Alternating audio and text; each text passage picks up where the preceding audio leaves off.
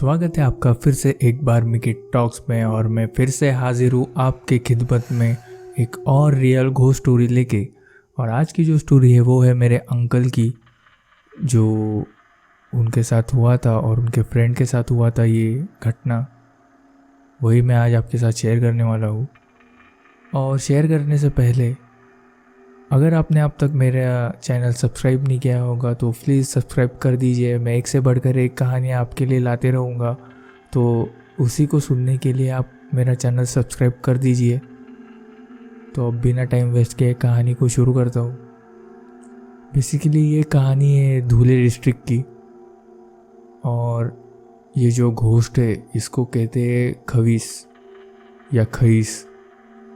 ये एक भूत का टाइप है जिसको जो काफ़ी पावरफुल है, और कहते हैं ये काफ़ी कौन से भी मतलब शेप और साइज़ में आ सकता है आपसे सामने।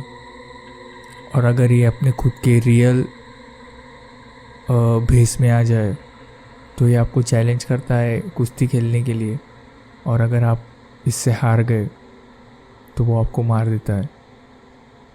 तो बेसिकली यही था जो आपको पता चाहिए खईस के बारे में या खवीस के बारे में। तो स्टोरी कुछ ऐसी है कि मेरे जो अंकल जो धुले में रहा करते थे, तो उनका जो घर था वो एक नदी किनारे था, और छोटा सा घर था, पर घर के आजू बाजू में कंपाउंड था एक लोहे का। तो एक दिन उनके घर पे उनका फ्रेंड आया था रहने के लिए। तो अब जबकि घर छोटा था तो इनके फ्रेंड ने डिसाइड किया कि वो बाहर सोएंगे खुले आसमान के नीचे। तो उनका सब बिस्तरा वगैरह सब लगा दिया बाहर। और अब जब नदी के पास में घर था तो इनके फ्रेंड को लगा, मेरे अंकल के फ्रेंड को चलो नदी के पास बैठ के थोड़ी देर नदी के पास बैठता हूँ और फिर बाद में सोने चले जाऊँगा कंपाउंड में। तो अब जब ये नदी के पास बैठे थे तो ये अपने साथ एक बुक ले आए थे जिसका नाम था ड्रैकुला। और वो ड्रैकुला रीड कर रहे थे तब नदी के पास बैठे हुए रात को। तो जब ये बुक रीड कर रहे थे तो अचानक से इनके कान पे आवाज़ गिरी किसी जानवर की पानी पीने की। अब इन्होंने जब देखा तो देखा कि एक गाय का बछड़ा है जो नदी से पानी पी रहा था। तो इन्होंने इग्नोर कर दिया कि अभी नदी पे रात को पानी पीने आया होगा तो छोड़ दो, वो पानी पी रहा था तो इग्नोर कर दिया। तो अब जो वो फिर से वो पढ़ने लगे तो थोड़ी देर बाद जो आवाज़ थी पानी पीने की थोड़ा और ज़ोर से वो उनके कानों पे गिरी, या जो आवाज़ थी वो बढ़ गई। तो इन्होंने फिर से देखा तो इस बार इनको कुछ अजीब लगा कि जो बछड़ा था उसकी हाइट थोड़ी बड़ी हो गई थी। तो इनको लगा कि शायद से इनको नींद आ रही होगी, या इन्होंने पहली बार जब देखा तो गलत हाइट देख ली होगी, या कुछ गलत फहमी हो गई होगी देखने में।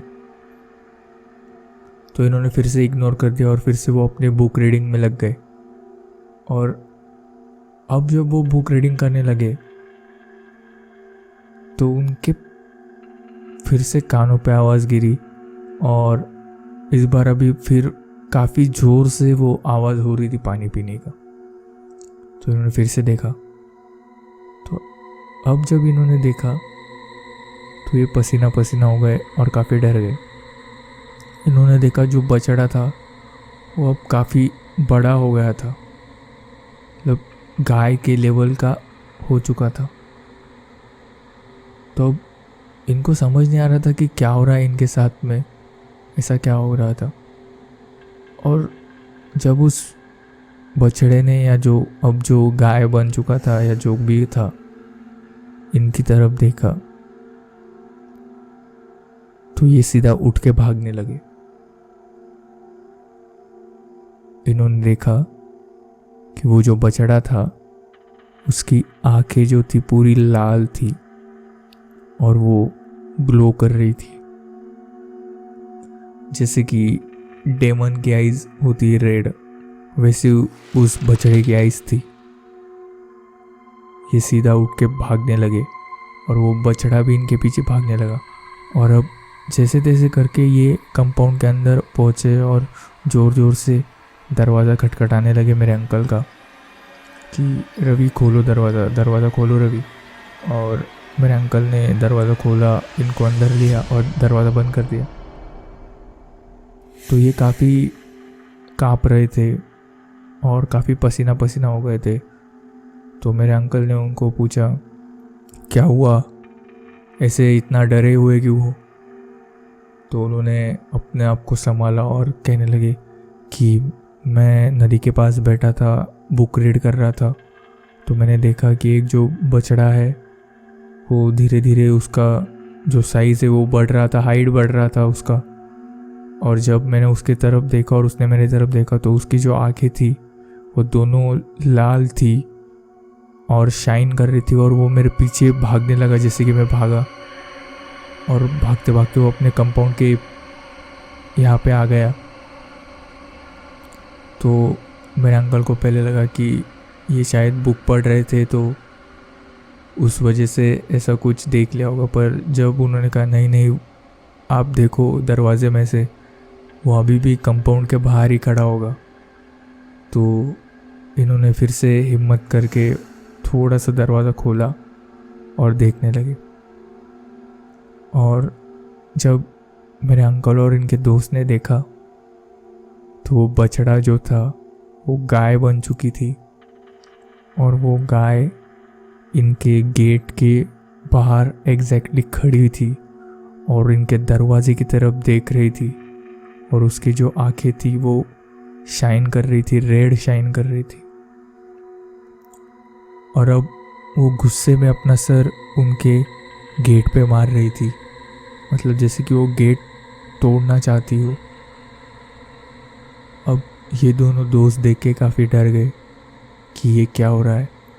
और जैसे जैसे वो अपना सर पटक रही थी वैसे वैसे उसका जो साइज़ है वो बढ़ रहा था। अब ये देखते रह गए कि ये क्या हो रहा है, दोनों पसीना पसीना हो गए। और जब उसका साइज़ बढ़ने लगा तो ये दोनों उस दरवाजे के पास ही बेहोश हो गए।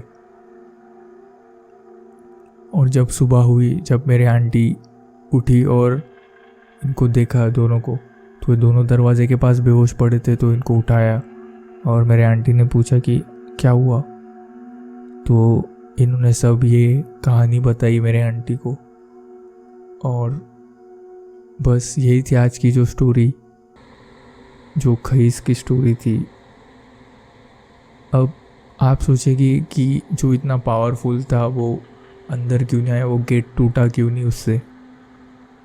तो गेट जो था वो था लोहे का, और कहा जाता है कि भूत प्रेत जो भी है वो लोहे को काफ़ी डरते हैं या उसको पार नहीं कर सकते, इसीलिए उससे भी वो लोहा पार नहीं हुआ। और अगर आपने मेरा पहला एपिसोड सुना होगा या देखा होगा तो उसमें भी मैंने आपको बताया था कि जो मेरे दादाजी थे जिनके साथ वो रियल स्टोरी थी, तो वो भी अपनी जो साइकिल थी वो उनकी लोहे की थी। वो साइकिल अपनी छोड़ते नहीं है, साइकिल अपने कंधे पर डाल के भागने लगते हैं। तो ये लोहे का कुछ लॉजिक है ऐसा, पता नहीं कितना सच है कितना झूठ है। तो बस यही था आज की स्टोरी। और इस खईस से रिलेटेड एक और स्टोरी है मेरे पास जो कि मैं आपके साथ आने वाले एपिसोड्स में शेयर करूँगा। तब तक के लिए अपना ख्याल रखिएगा। Tata bye bye, thank you. और चैनल को सब्सक्राइब करना मत भूलना।